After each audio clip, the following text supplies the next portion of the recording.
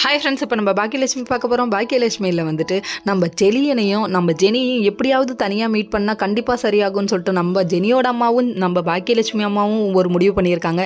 சரி, நீங்கள் முடிவு பண்ணதெல்லாம் ஓகேம்மா, அதுக்கு என்னம்மா இப்படி பண்ணுறீங்க அப்படிங்கிற மாதிரி ஆயிடுச்சு. கொண்டு வந்து ரூம்குள்ளே வச்சு பூட்டி போட்ட நீ பார்த்துட்டு ஜெனி ஜெனி நான் உன்ட்ட பேசணும் அப்படின்னு சொல்லிட்டு நம்ம ஜெலியன் எவ்வளோ தூரம் சொல்கிறாரு. சொன்னதுக்கப்புறம் இல்லை நான் பேசவே முடியாதுன்னு சொல்லிட்டு ஒரு பக்கத்து ஜெனி ஒரு பக்கத்து கத்துறாங்க. ரூமு கதவை தட்டிக்கிட்டே இருக்காங்க. இப்போ திறக்கிறியா இல்லையான்னு சொல்லிட்டு திரும்ப கத்திக்கிட்டு இருக்காங்க. நீங்கள் எத்தனை தடவை கத்தினாலும் நாங்கள் திறக்க மாட்டோமா அப்படின்னு சொல்லிட்டு இவங்க தட்டுற சத்தத்தை பார்த்து குழந்தை வீர்னு கத்துது.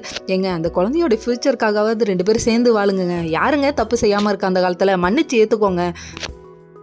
நம்ம செலியும் எவ்வளவோ கெஞ்சி கேட்குறாரு, உன்ட்ட பேசணும் ஜெனி, நீ கொஞ்சமாவது புரிஞ்சுக்கோ என்ன அப்படின்னு சொல்லிட்டு ரொம்ப கெஞ்சுறாரு. நீ இப்படி கெஞ்சினா மட்டும் நான் உன்னை விட்டுருவேனா, உன் கூட பேசவே விரும்பல, நீ எனக்கு தேவையே இல்லை அப்படின்னு சொல்கிறாங்க. சொன்னதுக்கப்புறம் நீ இல்லைன்னா நான் செத்துருவேன்றாங்க. நீ என் கூட இருந்தீங்கன்னா நான் செத்துருவேங்கிறாங்க. மாறி இப்படியே பேசிகிட்டு இருந்தால் என்ன அர்த்தம்? யார் வேகம்னு அடிச்சுக்காமீங்க அந்த மாதிரி ஆயிடுச்சு.